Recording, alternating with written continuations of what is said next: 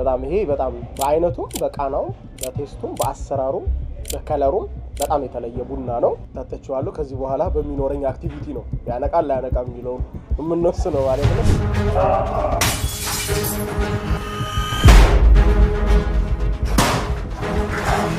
ሙስሊም ሀገራት ላይ ጣራው ላይ እቺን ቀስት ያደርጋሉ ባንዱ ጥግ ያቻውት ቀስቶች ስለዚህ ገንዘብ ከከፈላችሁ በኋላ አንገታችሁን ጠጋት አርጉለታላችሁ ለማሽኑ 250 ድርሃም ተመለሰልኝ ማለት ነው የተወሰነ ቃገዝቼ ነበር 250 ድርሃም ተመለሰልኝ እሱ የዚች አሁን የምገኝባትን ሀገር ፓስፖርት ያዙ ዜጎች ወይም የዚች ሀገር ዜጎች በአለማችን ላይ ከሚገኙ 196 ሉዓላዊ ሀገራት 181 ሀገራት ያለምንም ቪዛ መጓዝ የሚያስችላቸው የጠንካራ ፓስፖርት ባለቤቶች ናቸው ከዚህም በላይ የዚች ሀገር ዜጋ በመሆኑ ብቻ የዜግነት ሲከፈላቸው እንዲሁም በአስገራሚ ሁኔታ ሲያገቡ መንግስታቸው $20,000 ለሰርጋቸው መደገሻ ይሰጣቸዋል ብታምኑም ባታምኑም ይህ ሁሉ ሆኖ ከጋብቻቸው በኋላ ነፃ ቤት መገንቢያ መሬት መንግስት ይሰጣቸዋል እንዲሁም ከወለድ ነፃ በ30 አመት የሚከፍሉት በርካታ ዶላሮች ብድርን መንግስታቸው በ48 ሰዓት ውስጥ ያቀርብላቸዋል ዜጎቿን ነዋሪዎቿን ጎብኚዎቿን ምንም አይነት ታክስ የማታስከፍለው ቡና አፈላሏ ከሌላው ዓለም በጣም የተለየ የሆነችው እንዲሁም በሚያስገርም ሁኔታ ለመስከር ፍቃድ የሚወጣባት ታሪኳ እጅግ በጣም አስገራሚ ብታምኑም ባታምኑም ህይወታቸው ዜጎቹ ሲያልፍ ድንኳን ከመደኮን ጨምሮ በሙሉ ሀዘንተኛውን የሚያስተዛዝነው ይሄው የሀገራቸው መንግስት ነው ብዙዎቻችሁ የምታውቋት የሚመስላችሁ ለብዙዎቻችን ስሟ የተለመደ ቢሆንም ነገር ግን ፈጽሞ የቅርብ ሩቅ የሆነችብን የማናውቃት ብንል ማካበድ የማይሆንብን ያለሁት የተባበሩት አረብ ኤምሬትስ የንግድና የቱሪዝም ከተማ በሆነችው ዱባይ ላይ ይገኛለሁ ዛሬ ስለ ዱባይ ከዚህ ቀደም ከሰማችሁት ፈጽሞ የተለየ አስገራሚ ታሪኳን ከትናንትና በረሃዋ እስከ ዛሬው ህንጻዎቿ ተዛዙረን አስገራሚ ነገሮቿን እናያለን አብራችሁን ቆዩ ይህንን ቪዲዮ ላይክ በማድረግ ሐሳብ አስተያየቶቻችሁን ኮሜንት ላይ በማኖር ዩቲዩብ ቻናሌንም ሰብስክራይብ በማድረግ የደወል ምልክቷን በመጫን አብራችሁን እንድትቆዩ ግብዣዬ ነው ወደ ዛሬው ፕሮግራም ይሉሰዳችሁ እርግጠኛ ነኝ የዛሬውን ፕሮግራም ትደመሙበታላችሁ አብራችሁን ተጓዙ ያለሁት የተባበሩት አረብ ኤምሬትስ የንግድና የቱሪዝም ከተማ ዱባይ ይህንን የዩናይትድ አረብ ኤምሬትስ ቆይታችንን ስፖንሰር ያደረገላችሁ ደግሞ ሆሴ ሪል ስቴት ከቃል በላይ በሚል በደንበኞች የተመሰገነው ሆሴ ሪል ስቴት ከዚህ ቀደም ሁለት ሳይቶችን ማለትም ሮሃ አፓርትመንትን ከማስረከቢያው ጊዜ 6 ወር ቀድሞ እንዲሁም ሀያት 49 ላይ የሚገኘውን የረር የመኖሪያ መንደርንም ከ8 ወር ቀድሞ በማስረከብ በቃሉ መገኘት ብቻ ሳይሆን ከቃሉ ቀድሞ በመገኘቱ በደንበኞቹ ተመስግኗል አሁን ደግሞ አካባቢውን እየቀየረ ባለው ግዙፍ ፕሮጀክት ከቦሌ መድኃኔዓለም ወደ አትላስ መንገድ ቴሌው ፊት ለፊት እየተገነባ የሚገኘው ባለ 31 ወለል ለመኖሪያ የሚገነባው ቅንጡ አፓርትመንት ከስቱዲዮ እስከ ባለ 3 መኝታ በተለያየ ካሬ አማራጭ ከማስረከቢያው ጊዜ በፊት ከሚያስረክበው ሆሴ ሪል ስቴት በፍጥነት የግሎ ያድርጉ ብሎታል በአፓርትመንቱም 7 ወለል ፓርኪንግ እስከ ሁለተኛ ፎቅ መኪናውን አቁመው የልጆችን እንዲሁም የአዋቂዎች መዋኛ ገንዳ 3ኛ ፎቅ እየዋኙ ጂም 4ኛ ፎቅ የከተማዋን ውብ ድባብ እየቃኙ እንዲሁም ሁለገብ መሰብሰቢያ አዳራሽ የልጆች መጫወቻና ማቆያ ቤተ መጻሕፍት የተሟላለት እንቅቅ ተደርጎ እየተገነባ ያለ መሃል ቦሌ ላይ ቢኖሩበት የሚያስደስት ኢንቨስት ቢያደርጉበት የሚያተርፍ ከምቹ ያከፋፈልና የልዩ ልዩ አማራጮች ጋር ይጠብቆታል ሆሴ ሪል ስቴት ለበለጠ መረጃ ለሳይት ጉብኝት በ0902 22 22 25 ወይም በ0902 22 22 26 ላይ ሃሎ ይበሉ ወይም በ6966 ላይ ሆሴ ሪል ስቴቶችን ያገኟቸዋል ሆሴ ከቃል በላይ እንግዲህ በጣም ብዙዎቹ ኤምሬትስን ሲገልጿት በድንገት ተአምረኛ ለውጥ ያመጣች ሀገር ተአምር ያሳየች ሀገር ነው የሚሏት እንደምታዩት ተአምር በሚመስሉ ሁኔታ በ50 አመታት ውስጥ ኢንፍራስትራክቸሯን ገንብታ በሚገርም ሁኔታ ነው እንዲሆነችውና በጣም በርካቶች እንደውም ነዳጃቸው ነው ምናምን ይባላል አይደለ ነገር ግን በጣም ብዙ ሀገራት ደግሞ ልክ ነዳጅ ሲያገኙ ወደ ጦርነት የገቡ ነዳጅ ሲያገኙ በሀብት ክፍፍል የተጣሉ በጣም በርካቶች ናቸው እንግዲህ ነገርን ከስሩ ውሃን ከጥሩ ነውና ዛሬ ህንጻ በህንጻ ፓርክ በፓርክ ውበት በውበት ሆና ከመናት ዱባይ ጀርባ አስገራሚ ታሪክ አለና ከትናንትናው ጀምረን እንመልከት ወደ በረሃው እንጓዝ ወደ ትናንት እንዲህ ነበረች ጭልጥ ያለች በረሃ በ18ኛው መቶ ክፍለ ዘመን ነበር የዱባይ መነሾ ወይም የጅማሬ ታሪኳ የጀመረው በረሃማዋና በአሸዋ የተሞላችው ዱባይ በጣም በሚገርም ሁኔታ ዱባይ የሚለው ቃል በራሱ ፍቺው ትርጉሙ እስካሁን ድረስ አይታወቅም። አንዳንድ የታሪክ አጥኚዎች እንደሚሉት ከሆነ ዳባ ዱባይ ወይም ደግሞ they came with a lot of money ከብዙ ገንዘብ ጋር መጡ ከሚለው የእንግሊዘኛ አቻ ፍቺ ያለው በአረብኛ ወይም ዳባ ዱባይ ነው በማለት ያስቀምጡታል። አንዳንድ አጥኚዎች ደግሞ በዚህ አይስማሙም። ያም ሆነ ይህ አሁን ያለንባት ከሰባቱ የተባበሩት አረብ ኤምሬትስ ግዛቶች አንዷ የሆነችው ዱባይ ትክክለኛ ዱባይ የሚለው ቃል ፍቺዋ እስካሁን ድረስ አልተረጋገጠም። በዚህም በአጥኚዎች በኩል ብዙ ነገር ቢባልም ነገር ግን ታሪኳ ጅማሮ በ18ኛው መቶ ክፍለ ዘመን እንደሆነ ነግሬያቸዋለሁ። እንዲሁ በረሃማና ጭልጥ ያለች እንደነበር ያስረዳል። አልፎ አልፎም የባኒያስ ጎሳ አባላት በዚህችው በዱባይ ውስጥ ይኖሩ እንደነበረ ነው ታሪክ የሚነግረን። የዛሬዋን ዱባይና የትናንቷን ዱባይ ሲያነጻጽሩ አንዳችም ያልነበረባት ጭልጥ ያለች በረሃ እንደነበረች በመግለጽ የአሁኗ ዱባይና የቀድሞዋ ዱባይ ፈጽሞ ሰማይና መሬት ነች ይላል። እንዲህ ብሎ የተጀመረውና ዳዴ ያለው ነገር ነው ዛሬ ዓለም ላይ በከፍተኛ ሁኔታ ተጽዕኖ ሊፈጠር ይችላል። በ1960ዎቹ መጨረሻ ላይ ስድስቱ ኤሚሬቶች በጋራ ሆነው አንድ ሀገር ለመመስረት ተስማሙ። ይሄንንም ሀገር በጋራ መስርተን የተባበሩት አረብ ኤሚሬትስ ብለን እንጥራው ሲሉ ተነጋገሩ። እንግዲህ እነዚህ ስድስቱ ሀገሮች በ1960ዎቹ መጨረሻ ላይ ሀገር ሲመሰርቱ ዘግይታ ኤሚሬትሶቹን የተቀላቀለችው ደግሞ ራስ አልከይማ የምትባለው ነበር። ዘግይታ ማለትም በ1970ዎቹ መጀመሪያ ራስ አልከይማ የግዛቶቹን ስብስብ በመቀላቀል በአንድነት የተባበሩት አረብ ኤሚሬትስ ብለው መኖር ጀመሩ። እንግዲህ አሁን ላይ ያሉት ሁሉም የኤሚሬትስ ግዛቶች የጋራ ባንዲራ፣ የጋራ ፓስፖርት አላቸው። ነገር ግን ሁሉም የራሳቸው አስተዳደርና ሁሉም የራሳቸው መመሪያ አላቸው። ዱባይ ላይ የሚቻል አቡዳቢ ላይ አይቻልም፣ አቡዳቢ ላይ የሚቻል ራስ አልከይማ ላይ አይቻል ይችላል። ሁሉም ሰባቱም ኤሚሬትሶች የራሳቸው የሆነ አስተዳደር አላቸው። በአስተዳደር ደረጃና በፌዴሬሽን መዋቅር ደረጃ ደግሞ የአቡዳቢ ገዢ ሆነው የሚመረጠው ማንኛውም ሰው የተባበሩት አረብ ኤሚሬትስ መሪ ሆኖ ይሾማል ማለት ነው። ከዚያ ውስጥ እንግዲህ የተለየችው ዱባይ በተለይም ከነዳጅ ጎን ለጎን ትኩረቷን ወደ ቱሪዝም፣ ወደ ግንባታ፣ ወደ ኢንፍራስትራክቸር በማዞሯ ዛሬ ያሉት የምታዩቸው ውብ የሆኑ የዱባይ ህንፃዎች እንዲሁም ውብ የሆኑ መሰረተ ልማቶችን በፍጥነት በመገንባት ሙሉ በሙሉ ከነዳጅ ፊቷን ወደ ቱሪዝም ማዞሯ ዛሬ ላይ በጣም በርካታ ቢሊዮነሮች ወደዚህው ወደ ዱባይ እንዲሳቡ አድርጓል። ከዚህ ቀጥሎ ደግሞ የሚወስዳችሁ አንድ ቦታ እንሂድና ደግሞ የአረቦችን ልዩ የሆነ ፈጽሞ እኛ ከምናውቀው ተቃራኒ የሆነ የቡና አፈላላቸው ሳይቆላ ምን ሳይል እንዴት ቡና እንደሚያፈሉ አረቦች ደግሞ እየጠጣን የአረቦችን ቡና እናያለን ማለት ነው።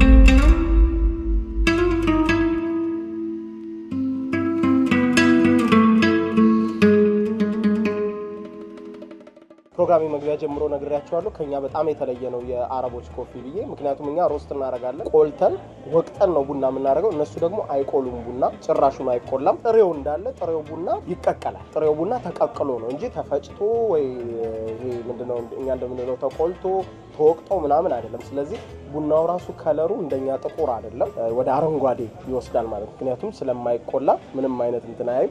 ያው ጣፋጭ ስለሚወዱ አብረው ሰርቭ ያደርጋሉ። ጣፋጭ እንደኛ ጥቁር አይደለም። ሻይ የመምሰል እንትን አለው። እንደምታዩት ሻይ ነገር ነው የሚመስለው እንጂ ያው እዚህ ጋር ሻይ አለ እንደምታዩት ከሻዩ ጋር ተመሳሳይ ነው እንጂ እንደኛ ሀገር ቡና አይጠቁርም። ጥሬውን እንዳለ ቀቅለውት ነው የሚጠጡት። አንዳንድ ቦታ እንደውም አረንጓዴ ይሆናል። ከዚህ በፊት ኮይትም ጠጥቼ ነበረ እና የአረንጓዴነት ይዘት አለው ከቀይነቱ ውጪ ማለት። ስለዚህ እንደዚህ ጣፋጭ ነገር ሰርቭ ያደርጋሉ። ጣፋጭ ነገር እየበላችሁ ይሄ በአይነቱ ለየት ያለ የአረብ ኮፊ ነው። ብዙ አረብ ሀገራት ታገኙታላችሁ እንደ ኩዌት፣ ኳታር፣ እዚህም የተባበሩት አረብ ኤሚሬትን ጨምሮ ሌሎችም ቦታ ይሄንን የራሱ ስያሜ ያለው እሱን ተጠጡ መክራቸዋለሁ። እንግዲህ ኮፊ እንዴት እንደምወድ ማቅ ሰብስክራይበር የለም። ሁሉም ሀገር ሄጄ ቡና ሳልሞክር አልመጣም እና በጣም ይሄ በጣም በአይነቱም በቃናው በቴስቱም በአሰራሩም በከለሩም በጣም የተለየ ቡና ነው። ተጠጣችኋለሁ። ከዚህ በኋላ በሚኖረኝ አክቲቪቲ ነው ያነቃል ላያነቃም የሚለውን የምንወስነው ማለት ነው። ለምን ያኛው ተቆልቶ ስለሆነ ይሄኛው ደግሞ ተቀቅሎ ነው። ስለዚህ አሰራር ሂደታቸው ራሱ ይለያል። ስለዚህ የአረብ ቡና ሞክሩ። ይሄን ይመስላል እንግዲህ የአረብ ቡና ሴሬሞኒውም ይሄንን ይመስላል። ከዚህ በላይ ደግሞ የሚያምር ሴሬሞኒ አድርገው ሰርቭ ነው ያደርጋሉ። አይመቻችሁ። ግን ኢትዮጵያ ስገባ ይሄን ሞክራለሁ። ዝም ብዬ ቀቅየው በጥሬው ቀቅየው አሳያችኋለሁ እኔ እንዴት እንደመጣልኝ። እዚህን ጣም ኦሬዲ እንትን ብየዋለሁ። ኢትዮጵያ ሲሄድ the same thing ለማድረግ ሞክራለሁ። ሌላ ሀገር ያየሁትን ነገር ብዙ ጊዜ ሀገሬ ስገባ ሞክረዋለሁና ሞክሬው ደግሞ እኔ መጣልኝ አልመጣልኝ የሚለውን ደግሞ ሞክሬ ያሳያችኋለሁ ማለት ነው። ያው ቃና የተለየ ነው እንግዲህ የቡና ቃና የለውም። ምክንያቱም ያኛው የቡና ቃና የምንለው እኛ የተለየ። አረቦቹ ደግሞ ሜቢ እኮ የኛን ሲጠጡ ደግሞ ተመሳሳይ ነገር ሊሰማቸው ይችላል ቃናው ማለት ነው። ለማንኛውም ይሄንን ይመስላል ክቡራን ተመልካቾች። ሌላኛው እንግዲህ እዚህ ዱባይ ውስጥ ብቻ ሳይሆን በሁሉም የሙስሊም ሀገራት ስትዞሩና ሆቴል አልጋ ስትይዙ አንድ ነገር ታያላችሁ። ሁሉ ጊዜ ጣራው ላይ እንደዚህ አይነት ቀስት አለ። ያቻውት ቀስቶች ሁሉም ጣራ ላይ በቃ አሁን የሙስሊም ሀገራት በሙሉ ስትዞሩ እዚህ ዱባይ ብቻ ሳይሆን ኳታርም ሁሉም ጋር ስትዞሩ የሙስሊም ሀገራት ላይ ጣራው ላይ እቺን ቀስት ያደርጋሉ ባንዱ ጥግ። ምናልባት ያላስተዋላችኋት አሁን ታስተውላታላችሁ በብዛት ስትሄዱ። ያው ሙስሊሞች በብዛት ያውቁታል። በክርስትና እምነት ተከታዮች ግን ለማታውቁት ይሄ ቀስት ጣራ ላይ የሚደረገው ዳይሬክሽን ነው የሚያመለክተው፣ የካዕባን ዳይሬክሽን። ካዕባ ደግሞ የሳውዲ አረቢያ የሚገኝ ከዚህ በፊት ስለ ካዕባ በደንብ ቪዲዮ ሰርች ይላችኋለሁ ምን ማለት እንደሆነ ምናምን ያላያችሁት ያን ቪዲዮ ሄዳችሁ እዩት፣ ቻናሌ ላይ ያለላችሁ።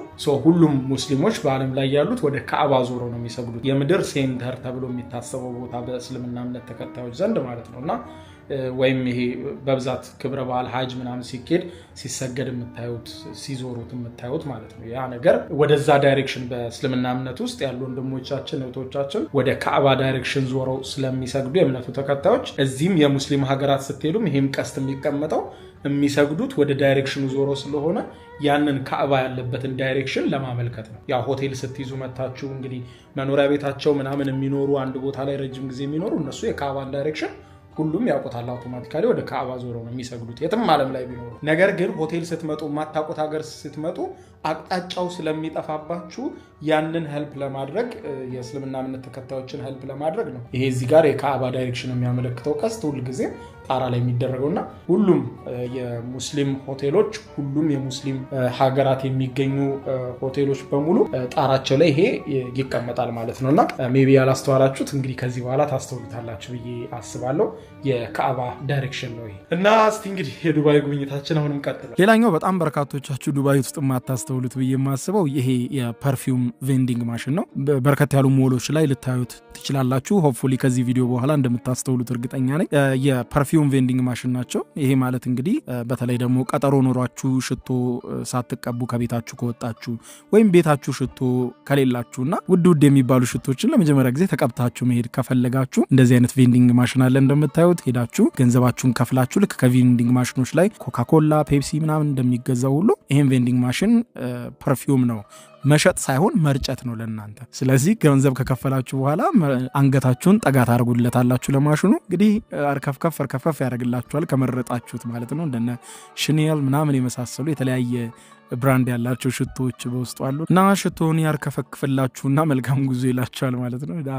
በጣም ነው የሚገርመው። ሌላኛው ደግሞ ብዙ ሰዎች ሲያደርጉት ማላየው ነገር ዱባይ ውስጥ ዱባይ በቆይታችሁ የገዛችኋቸውን ደረሰኞች በሙሉ ሰብስቧቸው። ምክንያቱም ዱባይ ውስጥ የተገበያያችሁበት በሙሉ ልክ የዱባይ ቆይታችሁን ጨርሳችሁ እንደ ቱሪስት ማለት ነው ቱሪስት ሆናችሁ ዱባይ ላይ ስትመጡ የዱባይ ቆይታችሁን ጨርሳችሁ ወደ መጣችሁበት ሀገር ልትመለሱ ስትሉ ከገዛችሁት ዕቃ ኤቭሪቲንግ ማለት ነው ኤቭሪቲንግ የገዛችሁት ጫማ ሊሆን ይችላል እንዲሆን ይችላል ኤቭሪቲንግ የተወሰነው ፐርሰንት ቫቱን መንግስት ይመልስላችኋል ማለት። ደረሰኝ መሰብሰባችሁን ሜክ ሹር ቫት ሪፈንድ የሚባሉ ቢሮዎች አሉ። እዚህ ጋር እንደምታዩት ፕላኔት የሚባል አፕ አለ፣ የስልክ አፕ። ያንን ፕላኔት የሚባል የስልክ አፕ ጭናችሁ ኤቭሪቲንግ ስትገዙ ፓስፖርታችሁን እየሰጣችሁ ልክ ዕቃ ስትገዙ ቫት ሪፈንድ ፈልጋለሁ በሏቸው እና ሁሉም ቦታ የምትገዙት አውትሌት ሊሆን ይችላል ዋቴቨር ቫት ሪፈንድ ፈልጋለሁ ወይም ደግሞ ታክስ ፍሪ ነው የምገዛው ያላችሁ ንገሯቸው። ፓስፖርታችሁን እየሰጣችሁ ሁሉንም ጫማም ግዙ ካልሲም ግዙ ምንም ግዙ ታክስ ፍሪ እያስደረጋችሁ ደረሰኙን ትሰበስቡታላችሁ። ከዛ በኋላ ከደረሰኞቹ ጋር ፕላኔት የሚባለውን አፕ ደግሞ ትጭኑና ፕላኔት አፑ ላይ ምን ያህል እንዳላችሁ ራሱ ትራክ ያደርግላችኋል። ከዛ በኋላ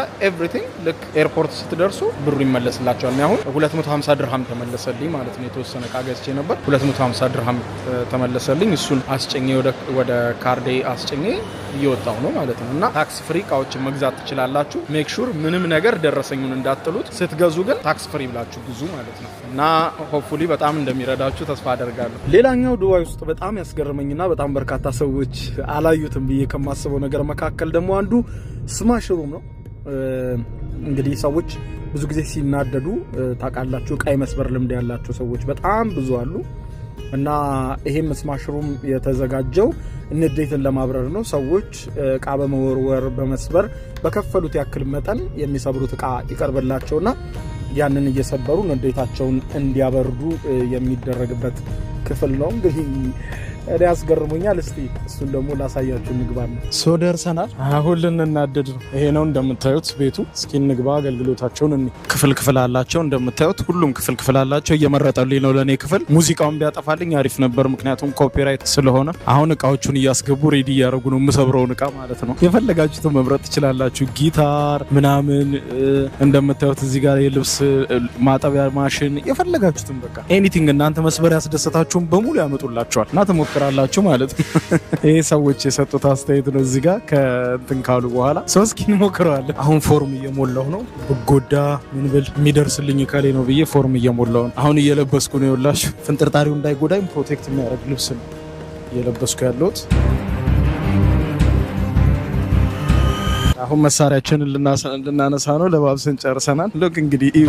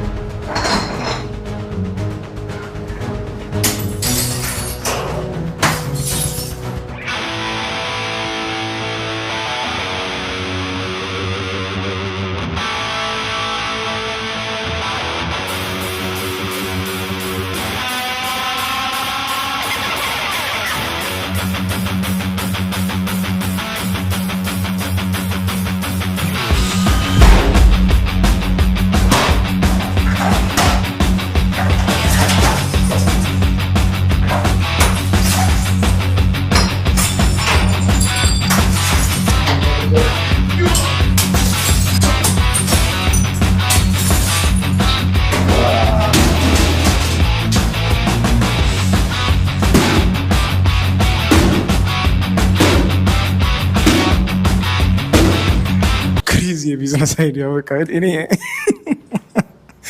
በጣም ለመናደድ እየሞከርኩ ነው ቪዲዮ ሜክ ለማድረግ እና የቀሩኝ 3 ጠርሙሶች አሉ። እነሱን ልስበር።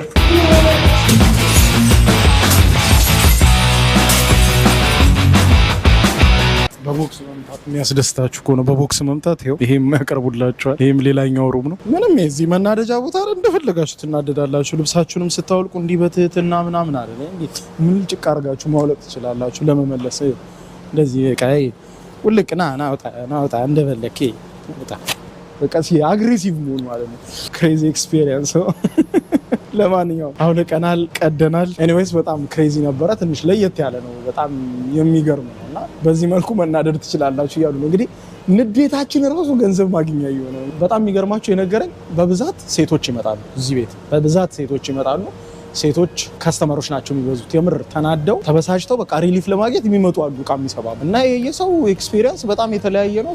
እዚህም በጣም ክሬዚ የሆነም ግን ያስገርማል። በቃ ሴቶች በጣም ትናደዳላችሁ ማለት ነው።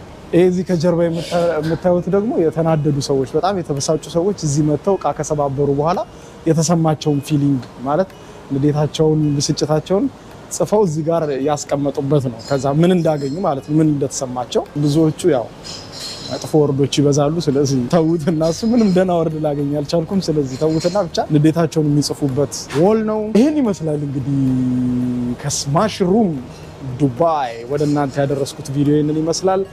በቀጣይ በሌላ ኤክስፒሪየንስ፣ በሌላ ቪዲዮ፣ በሌላ ሀገር እስከምንገናኝ በያላችሁበት የዓለም ዳር ቸር ቆዩ። ባባይ ቻው።